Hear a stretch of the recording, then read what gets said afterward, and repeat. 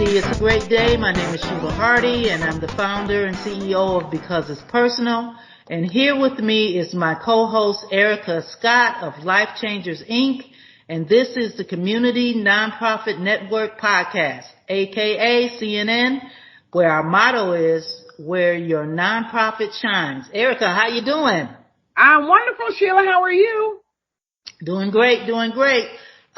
We have an awesome guest today, and yes. I believe you know her. And tell us a little bit of what you know about her. Well, this young lady I had the privilege and pleasure of meeting last year from a mutual acquaintance. And, it's a God thing. I'm going to take your words, Sheila. It's a God thing because I haven't talked to that other person in months. But this young lady is the first person to work with me. And I can't say volunteer because she's actually been with me since before LifeChangers even had a name, before I even knew we were forming a nonprofit. So for one, please meet Miss Rashia von den Ende. And she is, like I said, a young lady near and dear to my heart. In some conversations, she's like my daughter. And in other conversations, she's a little sister. And in other conversations, when we're having those motherly discussions, she's a close friend. So, but I love her to pieces. She has been with me, been with us, since, day zero, since ground zero, and has, stormed the ins and outs, ups and downs ever since. So I am so glad to finally get her on here, to have a chat with us. Rashia, how are you? Good morning. I'm doing well. How are you guys? We are wonderful, and we thank you for coming on here. Thank you for having me. We're going to ask you one question, then we're going to let you have the spotlight to share with our community what you do, why you do it. Yeah, basically, yeah. You can share what you do and how you do it. So what is your title with LifeChangers, and what does that entail? So I am considered the communications organizer for LifeChangers, Inc., as well as the secretary of the board. Communication organizer is literally everything. When I say everything, I mean I've had my hands in, helping with creating social media. I've helped with creating marketing. You name it, I've done it pretty much for LifeChangers. Anything at this point that Ms. Erica has asked, to be her eyes when she couldn't do it, to be her ears for things that she needed help with. Just in general, even filling out grant paperwork, sending emails, making lists. For me, I even started out, I believe, as just a social media manager, and it kind of grew into this whole monster of everything. I have my hands in every single aspect of the entire organization. For me, the reason that I actually volunteered was because I felt that this was something of a calling for me. I have had family members in, the corrections facility. Personally, my little brother, my closest little brother that I've taken care of since he was a baby, did some things, and he needed the help. And there are a lot of people out there who do not have those resources. And it's not just, my brother, but my dad, my cousins, just everybody, even just people that are around me that I've known, friends even, my closest friend. And it's just one of those things that they need the resources, they need the help, they need the opportunity to show the world, hey, I made a bad choice, but I can do better and I want to do better. For me, it was kind of a no-brainer. Sure. So what I'm hearing you say, that it was mostly like you were pushed in being involved in the correctional system, because the way the system is and the way our society is, it was almost like you were just pushed into that position of wanting to be involved. For me, it was more so of, hey, here's this opportunity, and having known people in the past that have been, in that situation, it made me want to be involved. Not that I was pushed to do it. It was more so of like, okay, I want to help people, because that's always been a thing for me. I'm a very motherly person. I've always wanted to help others. I just didn't know how I wanted to do it. And for me, volunteering, I know, saying I'm a volunteer, for me, this is like a second job. This is like half of my life, because I'm a mother. I'm a mother, but at the same time, when I'm not doing motherly things, I'm here at any point of day. For me, I've literally answered emails at midnight just to be able to help out when there is a need, God bless you. Wow. I have another question then. When you say that, and do you mind giving us your age? I am 30 years old. Okay. Yay! And so with that being said,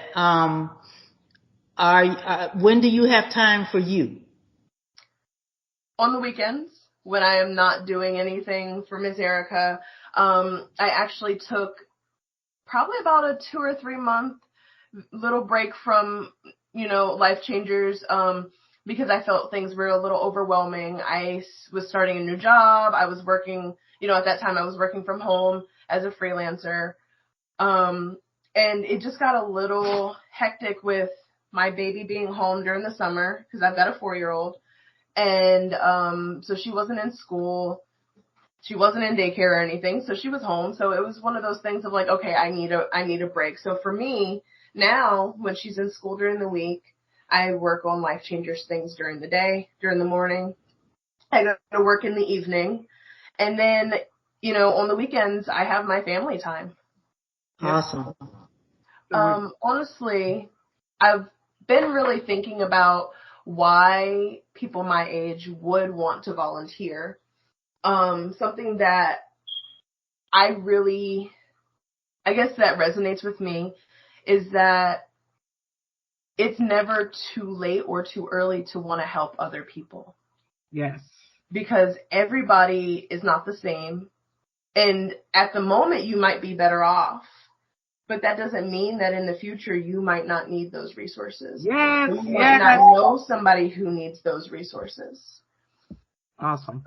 I mean, at any age, you can go to prison for anything, and it could be a crime that you didn't even commit. Mm-mm. So for me, I guess getting to the point where you're helping others, where you're making sure that you can even just pass along, hey, I've heard about this. This might be something that you need, or something that, your sister, your brother, your cousin, somebody, everybody always needs somebody for something. Yes. So for me, I think, aside from just that aspect, this is also one of those things where it helps broaden my horizons with things. It helps open my eyes to things that I didn't think about. And for me also, it gives me an opportunity to, in a way, not showboat, but more like showcase my skills of things that I'm able to do. And aside from just helping, the community, I'm also helping somebody that I care about, So. You're going to have me over here crying in a minute. Oh, don't you cry. I'm sentimental. As rough and tough as I may come across, I'll drop a tear in a heartbeat. Yeah. Out of all the people that you've met while being in LifeChangers, who impacted your life as of today? Who has impacted your life since you've been working with LifeChangers Inc.? Honestly, other than Erica. I was going to say, honestly, every single person that has volunteered or that has been an intern with us has impacted me. I have the opportunity to sit down and, speak with these people one-on-one with Skype and send emails back and forth.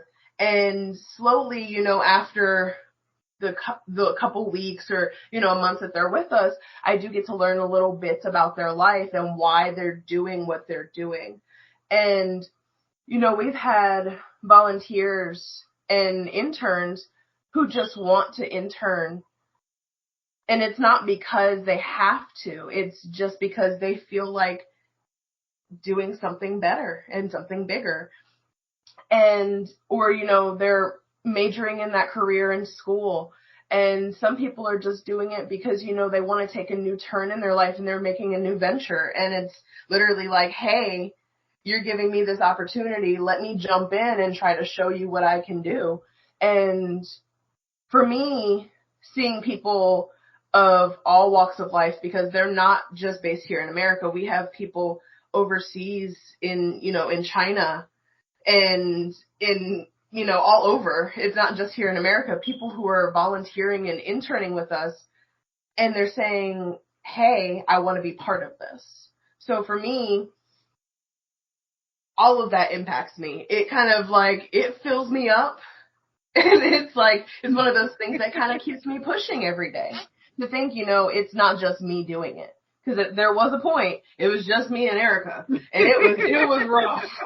It was rough. But as soon as Erica said, hey, look, I've got like 20 people on board right now, I need you, I was just like, okay, I'm here. Tell me what you need. Yeah, and I had to call Rashia. I said, okay, Miss Communications Organizer, it's time for you to start organizing some communications because we got like a baker's dozen going on. And she said, really? And when I sent her the spreadsheet of everybody and what they do and where they are, she's like, really? Shanghai? Malaysia? Colombia? Oh, wow. So, yes, adjusting to accents, because I know you were on with Charles in Malaysia the other day. Yes. And that was interesting, right? Yes, and Salman, he's Nigerian, but he lives in China. Yes. Yeah. I have not had the opportunity to speak with Ariane in like physically, but I'm sure that we will during our board meetings. So I know that's going to be interesting as well. Yes. So. Yay! Yes, we just added a new board member. Shout out to Ariane Garcia in San Antonio, Texas.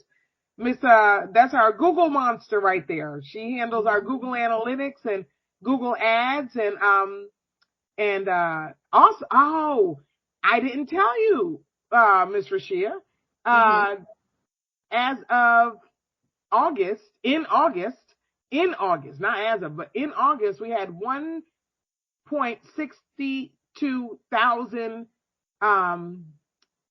visitors to the website. What? Wow.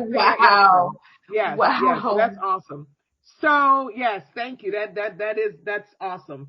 So, okay, so now break down for us, because like you said, you went from social media marketer, which a lot of interns, actually Charles in Malaysia does that for us, and he's not an intern, but that's what a lot of interns like to do, especially millennials, because, that's pretty much who's going to be an intern. But then you went to communications organizer. So what does a communications organizer do? As a communications organizer, I not only send out emails and make phone calls, I manage anything from interns to volunteers. I help out with any day-to-day tasks that need to be done. I give instruction.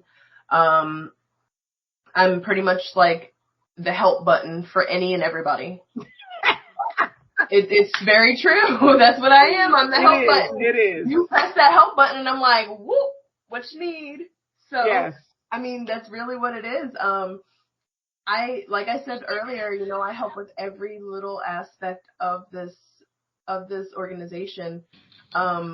Anything that involves basically communication, any of it. Yeah, onboarding. So when volunteers and interns come in, Yep. and I send you a name and an email, and you get them started with their employee agreement and NDA and all that paperwork, and then it's just kind of like the operations. Yes. Yeah, definitely a valuable position there. So talk to us about how could a nonprofit be more attractive to a millennial other than interning? So a nonprofit, instead of other than just interning, you can volunteer. Some nonprofits also do have the opportunity for you to work for them. Not only is it good for, your experience, but it's also something you can add to your resume. It's something that, you can put, hey, I volunteered or I worked with this organization. And also at the age that we're at as millennials, it also gives us the opportunity because, we're really big in social media. It also helps with getting the organization's name out there. It helps us personally kind of grow as people. I absolutely love when you and I are on Skype, and her daughter's name is Marley. So I call her Miss Marley, get her used to being respected. And Miss Marley calls me Miss America.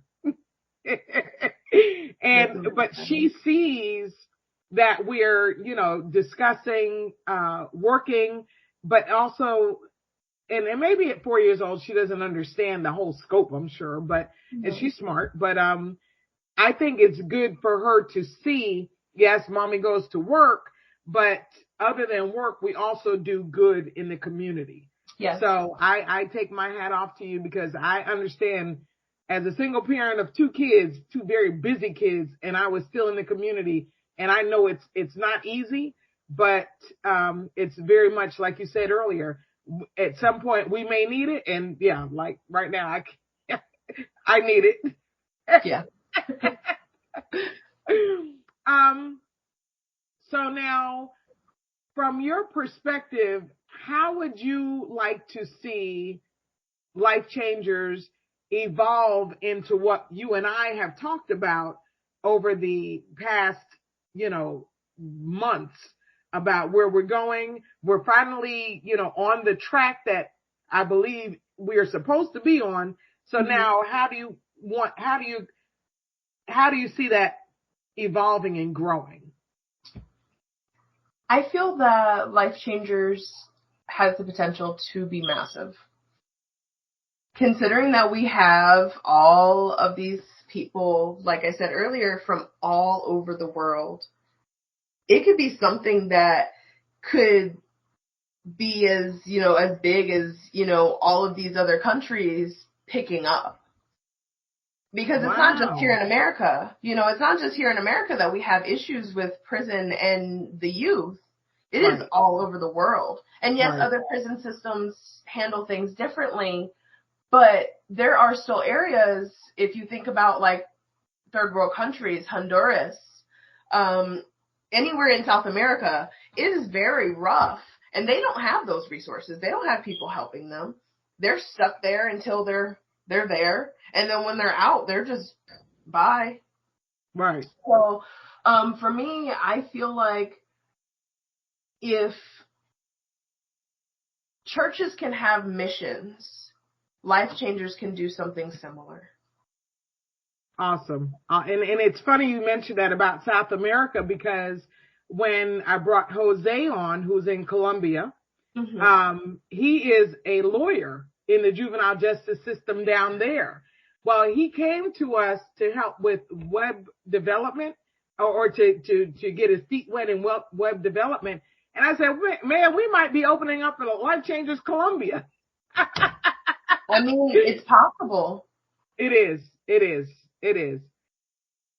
Okay, well, as a volunteer in the reentry space for returning citizens, how would you like to see, or just someone who's even involved or, concerned, and you're volunteering because of that, how would you like to see the future of prisons look very differently than they do now? As a volunteer, I feel that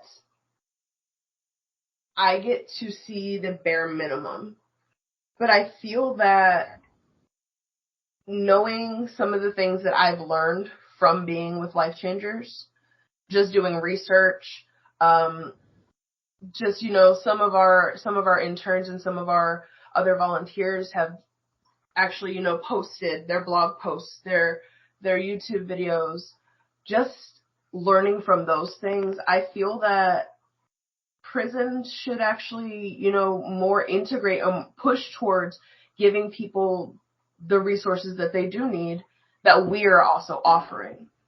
So for me, I feel like if you add LifeChangers or reentry programs into the prison system of, when they're being released, that would be something that would be more helpful, but not everywhere has that. Not everywhere offers that. And like I said earlier, not a lot of places care to give that. So I feel that, like I said earlier, if we did end up going, bigger, well, not if, when, because I feel like it's coming. There you go. I feel like it's coming.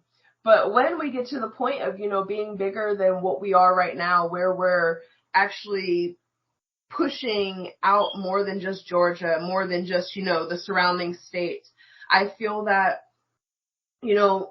that would be a great resource for other people to have, because they have halfway houses, but this isn't a halfway house. This isn't like, hey, go get your own job.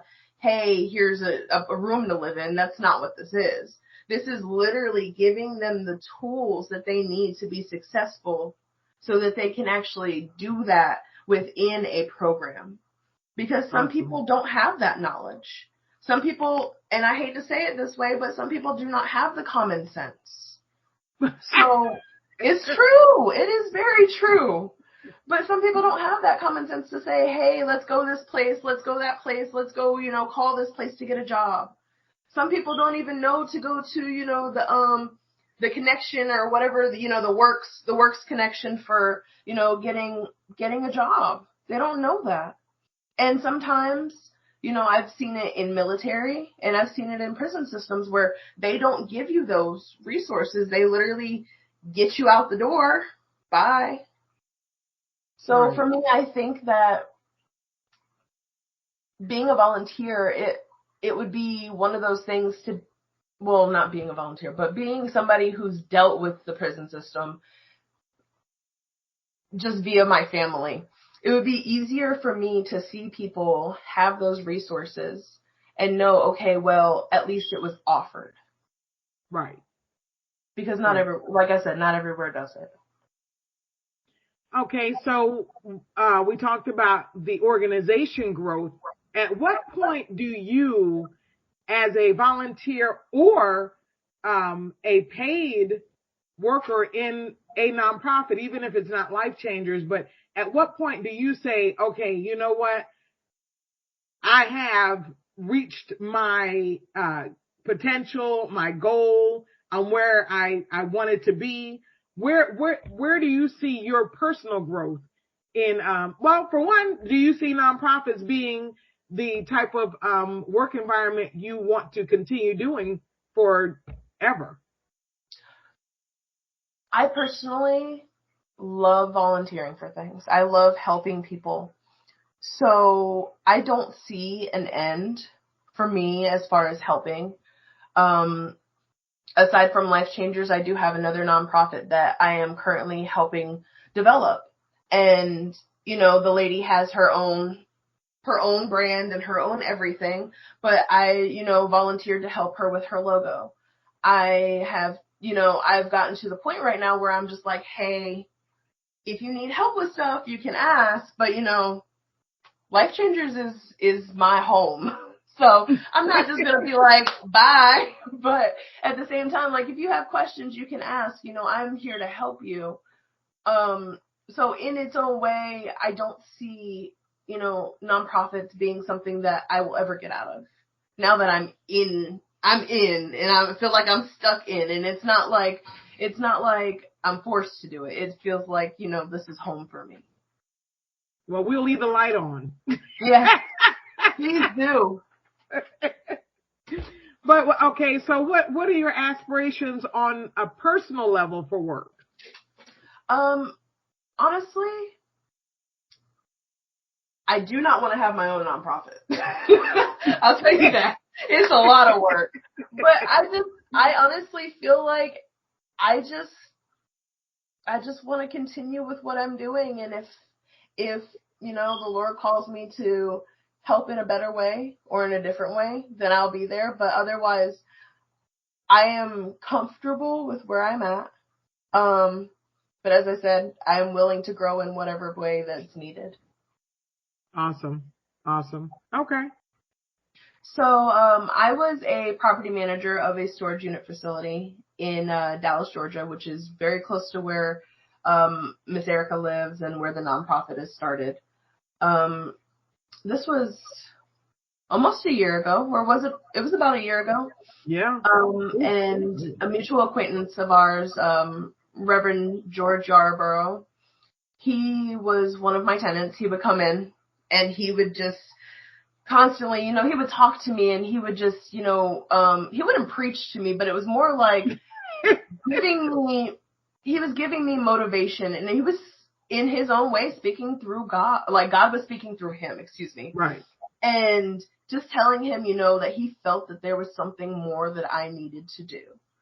And he kept trying to tell me, hey, I've got this business that I'm starting. Maybe, you can help me with this. Maybe you can help me with that. And for some reason, none of it ever stuck. Right. And it was whether it was between me, just not wanting to or having the motivation to, or him just not following through with, the plans. And then we got to the point where he finally told me, hey, I've got this lady, she really needs some help with this nonprofit. She's starting this organization. And he started telling me about it. And then he was just like, I'm going to call her. So he called Erica, and then we just got to talking. And I think we talked for at least 30, 45 minutes while I'm at work. Right. I'm sitting at my desk working. And we just we clicked instantly. And we just, as soon as we got off the phone, she said, send me your email address. I'll go ahead and get in contact with you. And the two of us, after that, I think we talked for almost like every day, or at least every week, at least a couple times a week. And we would just be in contact. And then once things really started to take off with LifeChangers, it was like, okay, hey, I need you to do this. Hey, I need you to do that. Hey, this. And it was just like, whoa, we got a lot going on. I would literally sit down at my computer and take notes. I would just be typing while we're on the phone, just typing out all of the notes of all the stuff that she wanted. And, not to toot my own horn, but I'm really good with what I do. So I just sat down. I got to it. I know there were things, some things that I slacked on. There were things that, I got done instantly. There were things that took some like back and forth between the two of us, but it's been almost a year. It's been almost a year, because that was probably around, I want to say November, December. Well, when we first spoke, things didn't start taking off until a few weeks after that. Mm-hmm. And then we were in constant communication. But one thing I tell anybody in a nonprofit, for one, you have to know how to lead, starting with yourself.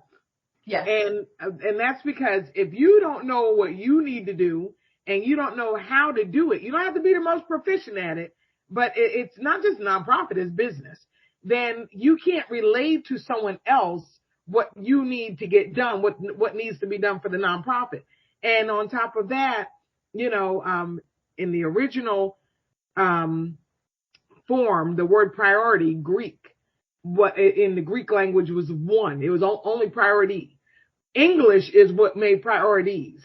And I say that to say, people take on this, I can multitask and do, no, what's your priority? And that's when things get to be so heavy and so much when we're like, I got to do this and I got to do that. And no, if you're on the phone, concentrate on the phone. If you're emailing, concentrate on emailing. I'm not going to lie, sit here and email while the TV's on, but you really need to know how to communicate. You need to know how to keep first things first. And that's the only reason why we're able to have, so many volunteers at one time. I mean, it's a staff. I don't care if they're paid or not. It's a staff. And I will say this, with volunteers, it is a bit more touchy because people are like, you tick them off and they're like, man, I am not getting paid to deal with that attitude. So as long as you come from love and as long as you know what you need them to do, as long as you like, again, if you need them to email, know what you want them to put in the email. So when they say, okay, well, I'm going to send it to you first, or this paper first, or this, we have one of our interns doing solicitation letters to a bunch of different vendors. Well, she's going to send it to me first. So that, and I know what needs to be in it. So, now she may be better at it, and, more proficient, but you have to know what needs to be done and how to do it and be willing to learn And that, life by the book coaching, is what I do, because that book, the Bible, is the book I'm talking about. The Bible has so many principles in it. I can't get too far away from it. I just, everything draws me back to it. And the principle of stay in learning mode, even before I knew the Bible said that, my hashtag on LinkedIn years ago was hashtag live, love, learn. Until recently. Then I changed it to each one, teach one, reach one. And I just changed it last week to each one, teach one, bless one. But these are these are just principles. Do unto others as you want done to you. If I was a volunteer, I would want the person who recruited me as a volunteer to be able to explain, okay, you want this? Okay, do you want it like this? Or at least be able to correct me, because even, that's just like work ethic. I don't care if I'm volunteering, interning, getting paid, or whatever, community service worker or whatever. We take them all. I'm going to do the best I can. And again, I have to lead myself first, and then everyone else will follow my lead. So I believe everybody gives their first. We have Charles in Malaysia. He does our social media, Twitter, Facebook, and IG, and he won't even send me his picture in his bio. Why, Rashia? He won't, because he said that he wants to get a handle on things before he decides if he's going to send it or not. He doesn't want his picture and bio to be out there until we say he's doing a good job. I'm like, dude, you've been here for 2 months. You're doing a good job, or else I'd have fired you a long time ago, But again, that boils down to business, whether it's nonprofit, for-profit, accounting firm, a doctor's office. Business is business. And as the head, or even if you're not the founder, as the person who people are looking at, it's important to, have your ducks in a row with what needs to be done and be able to relay it. Because had I not done that, and it's not to toot my own horn, I praise God for everything. I follow Jesus Christ's leadership. His exemplary leadership is exactly what I follow. But and that's how I was able to relay all those things that we needed done. But if Rashia wasn't familiar with it or didn't know exactly how to get it done, then I'm at least able to say, okay, well, try it this way, try it that way. And at the end of the day, teamwork makes the dream work. Sorry, that's the athlete in me. Teamwork makes the dream work. So I truly appreciate all that you do. And I know the other lady will be truly blessed with whatever, you're able to help. I know you were helping with the logo, but whatever else you're able to help her with, there are a lot of volunteers. There are a lot of volunteers, not just interns, but there are a lot of volunteers, and it's awesome. It's awesome when you find a volunteer that not just, is passionate about what your nonprofit is for, but gels with your, Rashia and I can have a conversation I won't have with everybody else because she knows me and she knows it comes from the heart. And, but I won't, everybody else, not that they're super sensitive, if y'all listening, not that y'all super sensitive, but I'm able to vent, not about other people, but about this, what's going on with the system or the government or, and it's like, y'all driving me crazy because like you say all the time, Sheila, y'all, they make it just way too hard, make it way harder than it needs to be to get funding. They make it they put things behind all these firewalls and gates and,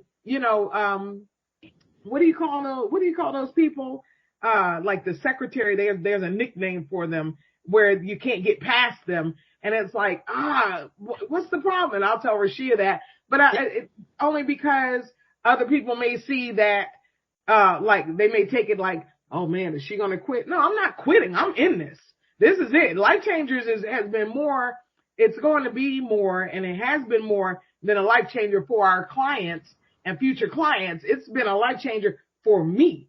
And, again, you start from the head, and once the head makes its mind, that's the head makes its change and everything else follows, so it's just, sometimes things get a little haywire and it's like, let me go hit my prayer closet real quick. Well, I have a question concerning about, Rashia ever had a volunteer, working with a volunteer, and you just didn't like him. There was something about him that you didn't like. Have you ever dealt with that? Currently, I do not have any volunteers that I do not like. There are some volunteers that are a little less communicative, if that's a word. They're less open. They're less responsive. That is probably the only thing that I have a problem with. Is when they don't respond. And I'm not saying, hey, respond right now. Because not everybody, is sitting at their desk, or everybody has a life. Like I said, I've got a 4-year-old. And, on the weekends, that is my time. But I just have a problem when it's somebody who I know is not doing their full potential. Currently, we don't have that problem. Right. But there was one person who, said, hey, I want to volunteer, or I want to intern, and was adamant about, hey, I want to intern, hey, I want to intern, hey, I want to do this. And then we gave them the task, and we asked for the paperwork back, and we never heard anything. And it was like, okay, but you were so adamant. And I understand everybody gets busy, but that does not mean you cannot send an email and say, hey, I can't do this right now. Right. That is probably my biggest pet peeve when it comes to anything in the world is communication. That's if you cannot communicate with me, then there is no point in reaching out in the first place. And that's a principle. As far as I'm concerned, that's a business principle. It's so much a principle, Sheila. Did we not? One of our first episodes was how to effectively communicate for your nonprofit. And one of the things we said is, if you're not going to do it, just come out and say it, right? Just come out and say it. Because, don't lie to me. Just tell me. You're not going to hurt my feelings. And even though that person is out of the country, and I'll just leave it there, that you never know who is connected with who. And that's what I taught my kids. You don't burn any bridges, because you never know who you may come in. They're seeing it now. I mean, not that they burn bridges, but they're like, wow, that person back then, my son graduated from McEachern High School, Powder Springs. And, this guy he went to school with, they graduated in 2008. Guy he went to school with wound up going his way. My son went to New York to go to college. They were real cool in school. And then come to find out, this guy, his old schoolmate, has a place out in LA. He's a filmmaker. So they wound up going in the same route, film. My son's an actor. And so now he's out there in LA with him because that guy needs somebody to watch over his place in LA while he's filming in Europe, so it's like you never know. But had my son been a bully, standing over half of his class and been that mean, cursing people out or whatever, I guarantee you he wouldn't have a place in LA right now. But these people, it's no different in the workplace. You never know. Perfect example, and I'll let y'all have it. The ARPA grant, Cobb County ARPA grant that we're in the middle. I'm literally in the middle of applying for the second to last one. And I'll put it out there. When I worked for the county back in the early 2000s, the head of my department is now second in charge over the whole county. What?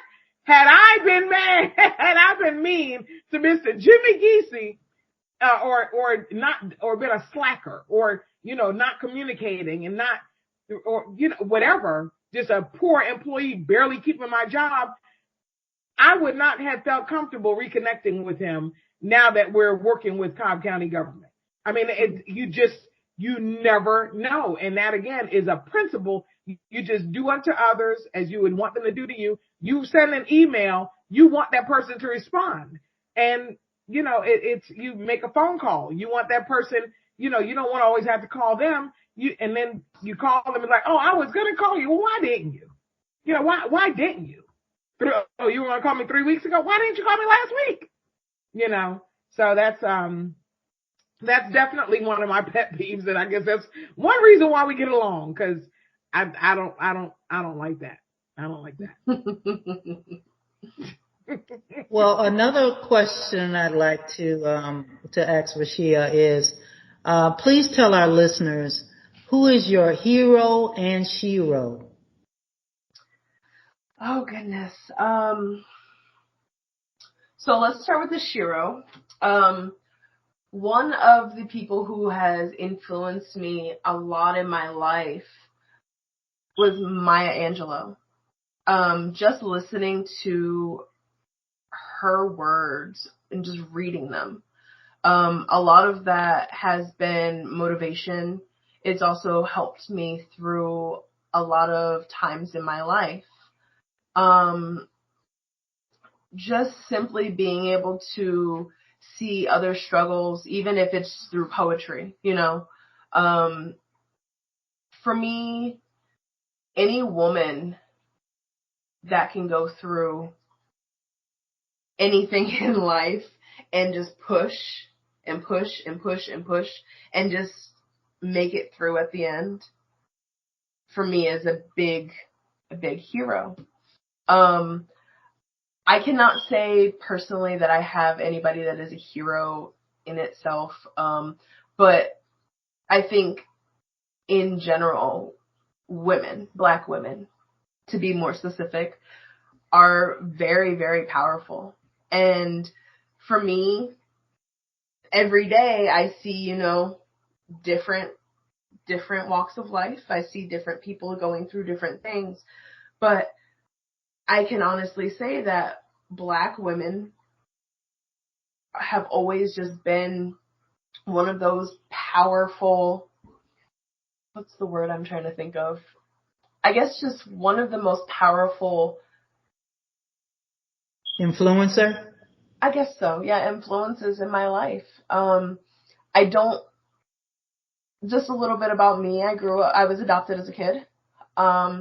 So I grew up being more privileged than most because I was adopted by a European man, and my adopted mother was American.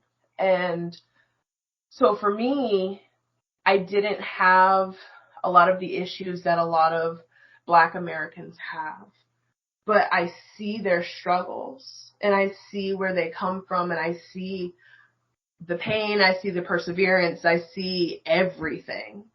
And for me, that's always been a motivator because I didn't want to be the same as all of the negative. I've always pushed to be better than that. And that's not to say that I'm better than them. It's just saying that I am better than the lowest of the low. That I always push myself and pride myself to try to do the best that I can, and it's because of them.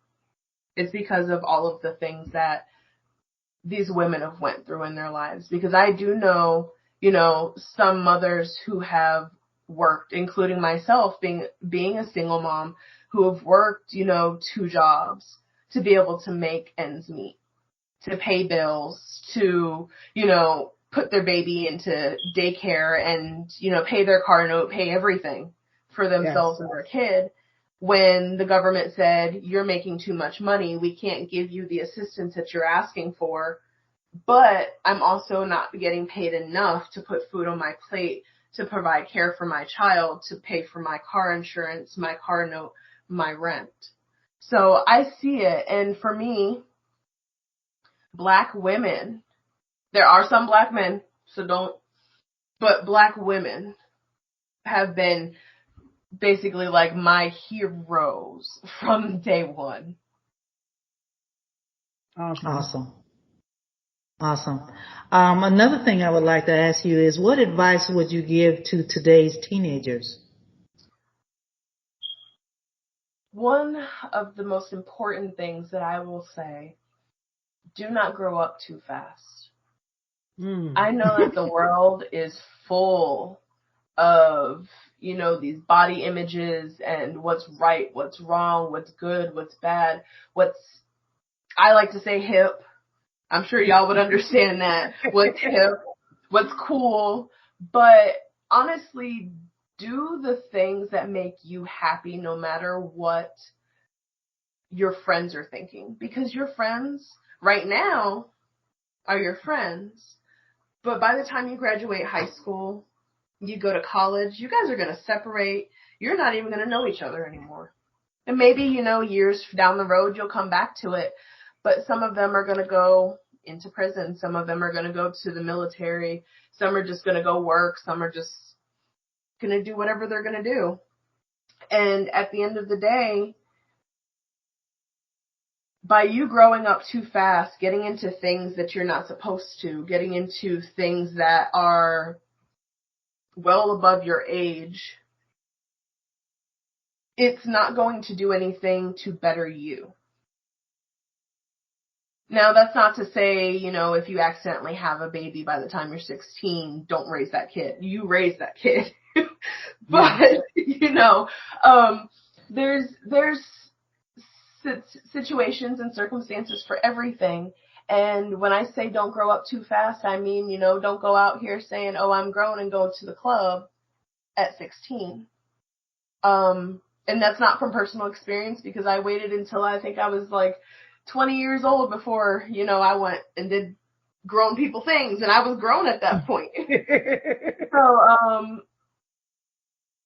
But from personal experience of having to grow up too fast because of the situation that I was in before I was adopted, I know personally that it takes away from your childhood, it takes away from your joy, and it takes away from a lot of the things that you get to experience as a kid.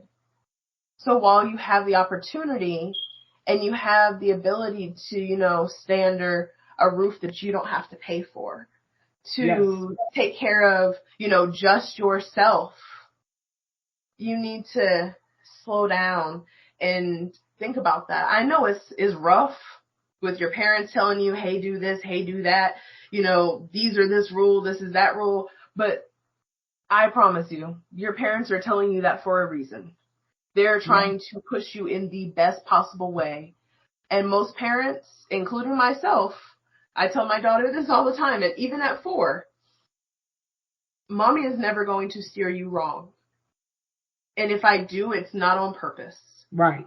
And whatever you go through, I will be here to help you through it. Right. But you have to let me. Yep. You have to listen to me when I'm telling you, hey, don't do this. Because I don't want you to get hurt. I don't want you to go through the things that I went through. Right. So when I say don't grow up too fast, that's what I mean.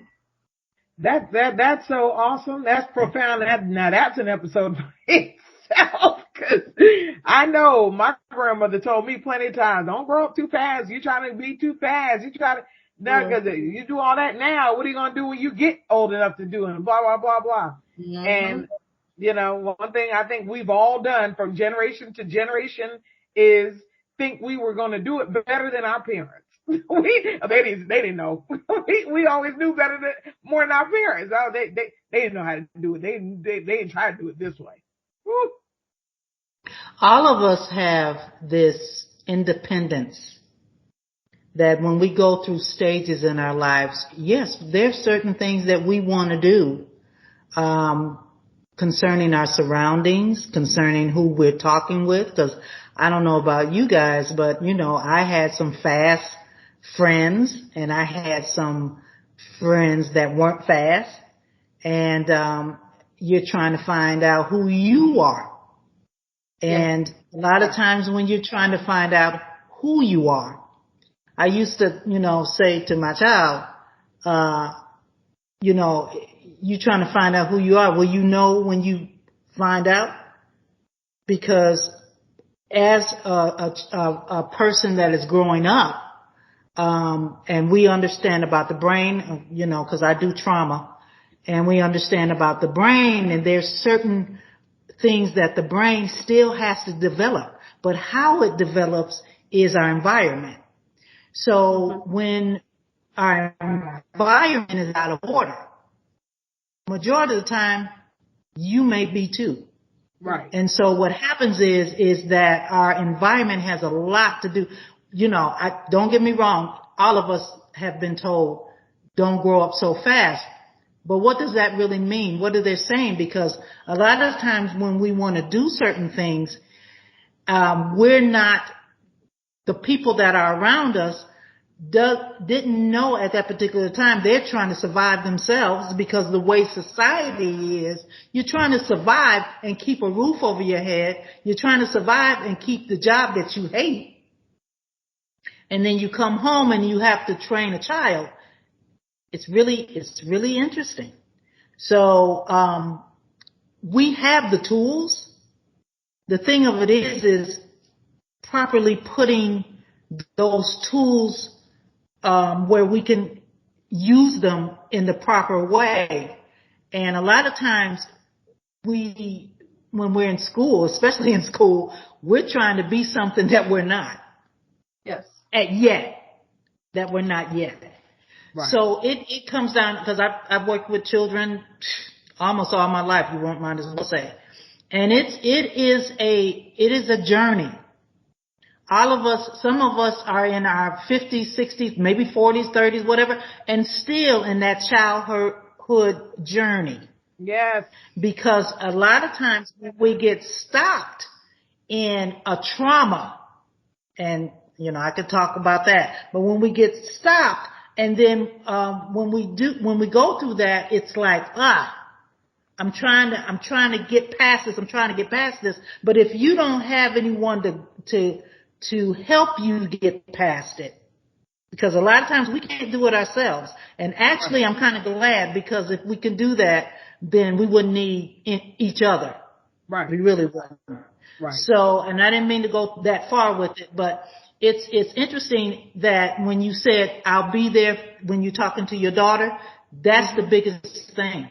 Sometimes it's best that you allow them to talk it out, because that's what we do with with our life coaches. We let them talk it out so they can hear what they're actually thinking, and they can hear it. And a lot of times when you hear it, or if somebody else says what you say, and then you're like, wait a minute, that doesn't sound right. Right. So that's awesome that you're able to say, you know what, I'm right here for you. If you need me, I'm right here. I'm not going anywhere. And that's what God does. He said, okay, you acting crazy or whatever, I'm still right here. Yeah. And that's what gives you that satisfaction of, you know what, I'm going to be okay no matter what. If I mess up, I'm going to be okay. If I go the wrong way and you told me to go left and I went right, I'm going to be okay, because I know you're going to be there. Right. Okay. Awesome. Awesome. All right. Well, we have one more question. One more question for you. Hopefully, it won't take too long that I took too long, but, other than your family, health, and friends, what are you grateful for? I am grateful for God's guidance in everyday life. Amen. Because That's for good. me, That's that good. is the sole thing that I pray for. If I don't pray for anything else, when I pray, I always pray that He continues to guide me every day, no matter what way He wants me to go. And if it's just by giving me a small little sign or, a big push in one direction, guidance and health, honestly. Those are the only two things that I am very, very, very grateful for outside of my family, my friends, and.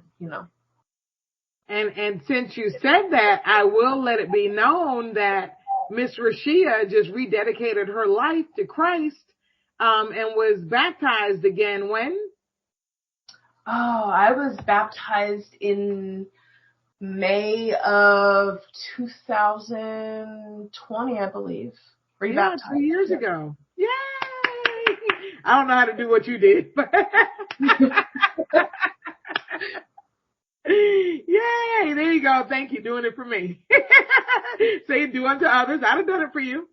But yeah, that is awesome. That is awesome. So Miss Sheila, you want to close us out with an awesome quote and keep the awesomeness rolling? All right. But before I do the quote, I would like for you to do some shout outs, if you don't mind. One of them, I believe, is Caitlin Ball. You have anybody else you want to shout out to, Erica? Well, I'll say this, shout out to all the volunteers in America, not just volunteers with LifeChangers, but with Because It's Personal and Caring Moms, because I know our other partner out there, Maria Bradfield, Caring Moms Inc. founder, she's out there with her volunteers right now, feeding the homeless, the widows, the single parents, and handing out bottles of cold water to homeless people. So shout out to the volunteers and interns, because they are in the ones in unpaid internships like what we offer. They're still working and grinding it out. So yeah, that's a shout out that I definitely am happy to give. Awesome. Awesome. Well, we're going to end with this quote. Fear has two meanings. Forget everything and run, or face everything and rise. The choice is yours. Ooh. Yeah, I'd heard the first one. I've never heard the second one. That's great. Face everything and rise. And still I rise. Hey! And still I rise. That's awesome. Yes. I appreciate you coming on and talking with us, Rashia.